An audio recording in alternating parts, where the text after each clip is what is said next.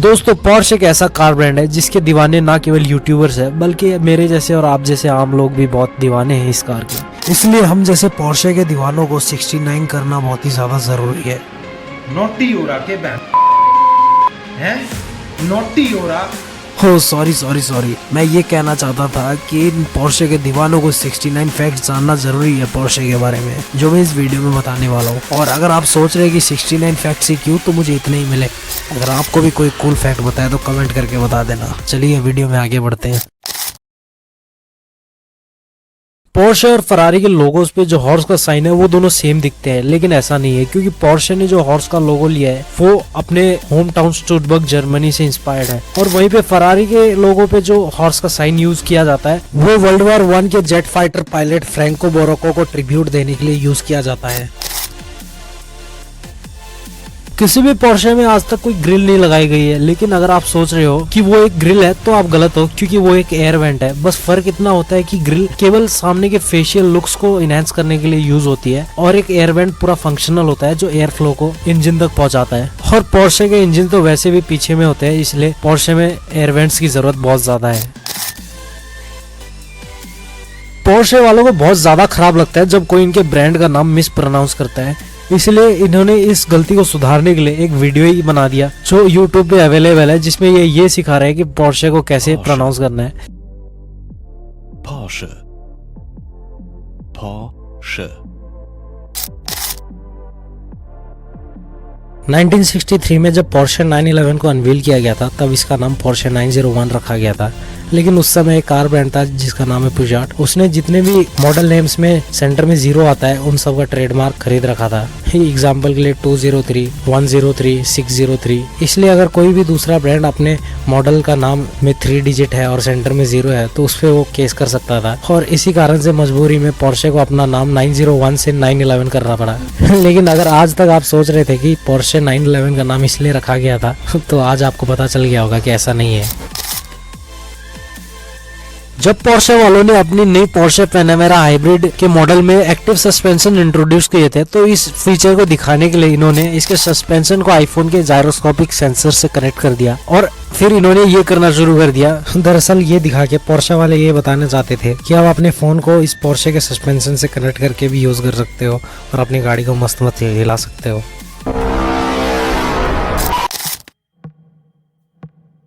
Porsche car के wheels पे जो लोगो होता है वो हमेशा एयर वेल्व की तरफ पॉइंटेड रहता है।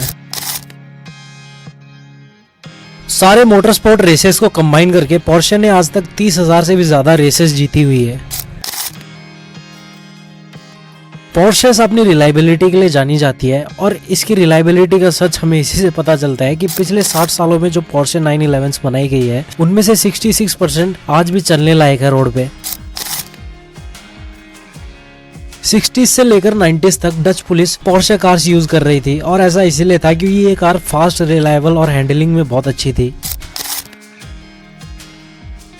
2017 में एक पोर्शे कायमन एस डीजल ने वर्ल्ड रिकॉर्ड सेट किया था एक 285 टन वजनी एयरबस A380 को खींच के। पोर्शे का आइकॉनिक लोगो सबसे पहले 1952 में पोर्शे 356 पे लगाया गया था। केवल 2 पोर्शे 918 ऐसी है जिनमें कोई भी कलर नहीं किया गया था, और ऐसा इसलिए किया गया था ताकि इस कार का वेट थोड़ा कम कर सके। करंटली पोर्शे का सबसे ज्यादा बिकने वाला मॉडल पोर्शे मकान है। ये है पोर्शे 956C, और ये कार 320 किलोमीटर पर आवर की स्पीड में इतना ज्यादा डाउनफोर्स प्रोड्यूस करती है कि इस कार को आप अपसाइड डाउन भी चला सकते हैं फिर भी ये नहीं गिरेगी, जिसकी वजह से पोर्शे वालों ने इस कार को अपने म्यूजियम में उल्टा लगा रखा है। आप सभी ने तो हाल फिलहाल में ये सुना ही होगा कि पोर्शे की लाइट्स आजकल बहुत ज्यादा चोरी हो रही है। दरअसल बात ऐसी है कि पोर्शे पैनामेरा और पोर्शे कायमन की हेडलाइट्स में एक ऐसा मैकेनिज्म है जिसकी वजह से कोई भी इन हेडलाइट्स को अनलॉक करके बाहर निकाल के ले जा सकता है।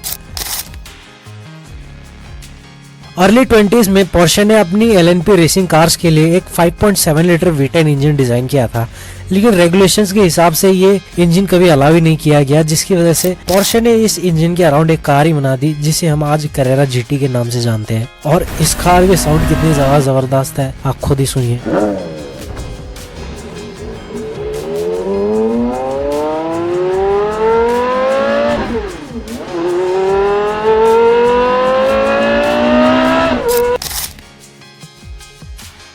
पोर्शे 918 में जो कीज है वही same keys base model Porsche Cayman में भी यूज होती है। अगर आपको लगता है कि केवल लैम्बोर्गिनी ट्रैक्टर्स बनाती थी तो ऐसा नहीं है, बल्कि पोर्शे ने भी 1956 से लेकर 1963 तक 1,20,000 से ज्यादा ट्रैक्टर्स बनाए थे। 1978 में पोर्शे ने 911 को 928 से रिप्लेस करने की कोशिश की थी, क्योंकि उन्हें ये लगता था कि फ्रंट इंजन वाली कार में ज्यादा पोटेंशियल होता है एक रेयर इंजन वाली कार के मुकाबले। और उस समय तक पोर्शे 911 बहुत ज्यादा पुरानी भी हो चुकी थी, तो उन्होंने सोचा क्यों ना इसे रिप्लेस कर दिया जाए। अनपढ़ है क्या, पागल है, कैसी बातें कर रहा भाई। पोर्शे पैनामेरा पोर्शे की सबसे पहली सेडान कार थी। जब पोर्शे की एक कार सेल होती है तो वो ऑन एन एवरेज एक कार पे 14 लाख रुपीस प्रॉफिट कमाते हैं। वहीं पे अगर हम इसे टोयोटा से कंपेयर करें तो वो एक कार पे एवरेज 1,40,000 का प्रॉफिट कमाते हैं। 1945 में फर्डिनेंड पोर्शे जो पोर्शे के फाउंडर थे उन्हें अरेस्ट कर लिया गया था, क्योंकि वो हिटलर के बहुत ही खास दोस्त थे और उन्होंने हिटलर की आर्मी के लिए यानी जर्मन आर्मी के लिए वेपन्स और टैंक्स बनाने में मदद की थी। लेकिन 2 साल बाद उन्हें छोड़ दिया गया था कोई प्रूफ ना मिलने की वजह से। पोर्शे ने 911 टारगा को 1965 में लॉन्च कर दिया था, क्योंकि उन्हें ये रूमर्स मिले थे कि अमेरिका में कन्वर्टेबल कार्स बंद होने वाली है, जिसकी वजह से उन्होंने पहले ही सेमी कन्वर्टेबल कार्स बना दी, जिन्हें आज 911 टारगा टॉप के नाम से जाना जाता है। दोस्तों, वर्ल्ड का all time fastest Nurburgring lap record Porsche 919 Evo hybrid के पास है और इसने ये रिकॉर्ड 5 मिनट और 19 सेकंड्स में बनाया था। एक बहुत ही फेमस कार वॉक्सवैगन बीटल को 1930s में फर्डिनेंड पोर्शे ने डिजाइन किया था जर्मन आर्मी के लिए। पोर्शे टाइकन के पास ईवी कार्स का लॉन्गेस्ट ड्रिफ्ट रिकॉर्ड है अराउंड 42 किलोमीटर का। पोर्शे फैंस के हिसाब से सबसे खराब दिखने वाली पोर्शे आज तक की पोर्शे 914 लगती है उनको। पोर्शे कायन के बिना आज पोर्शे शायद बैंकरप्ट हो चुकी होती और शायद आज के दिन में पोर्शे होती ही ना। दोस्तों, जब बैंकरप्सी की बात हो ही रही है तो ये सुनिए, जब 90s में पोर्शे बैंकरप्ट हो ही चुकी थी तब इन्होंने फॉर्मर टोयोटा के इंजीनियर्स और वर्कर्स को हायर करना शुरू कर दिया ताकि वो अपने प्रोडक्शन लाइन को और भी ज्यादा प्रोडक्टिव और एफिशिएंट बना सके। दोस्तों, पोर्शे कैरेरा जीटी के व्हील्स में जो सेंटर लॉक्स है उनमें ड्राइवर साइड वाले लाल कलर के होते हैं और पैसेंजर साइड वाले ब्लू कलर में होते हैं, और ऐसा इसीलिए होता है कि दोनों साइड के लॉक्स के थ्रेड्स की डायरेक्शन अलग अलग है इसीलिए।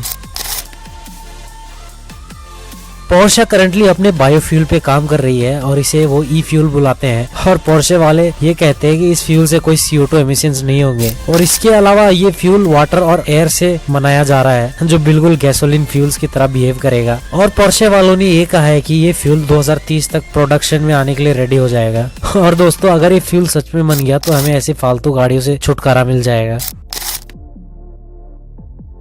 किसी को ये लगता है कि पोर्शे कायमन का नाम कायमन आइलैंड्स पे रखा गया है, लेकिन असल में इसका नाम एक क्रोकोडाइल की स्पीशीज पे रखा गया है जिसे इस नाम से जाना जाता है। पोर्शे सिर्फ 6 तरह की कार सेल करती है, लेकिन इन 6 कार्स के अंडर भी 95 अलग मॉडल्स आ जाते हैं।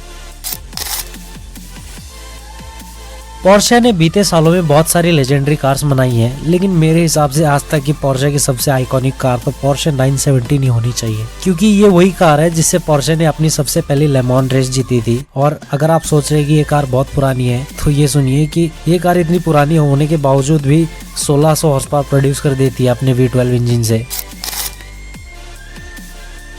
दोस्तों, अगर आपको पता नहीं था तो ये सुनिए, पोर्शे पेपर क्लिप्स भी बनाती है पोर्शे 911 के शेप में, और इनके 100 पीसेस का दाम अराउंड $20 है, जो अराउंड 1600 रुपए होते हैं इंडियन करेंसी में। और दोस्तों, इतने रुपए में तो मेरे पूरे महीने की प्रोटीन इंटेक पूरे हो जाते हैं।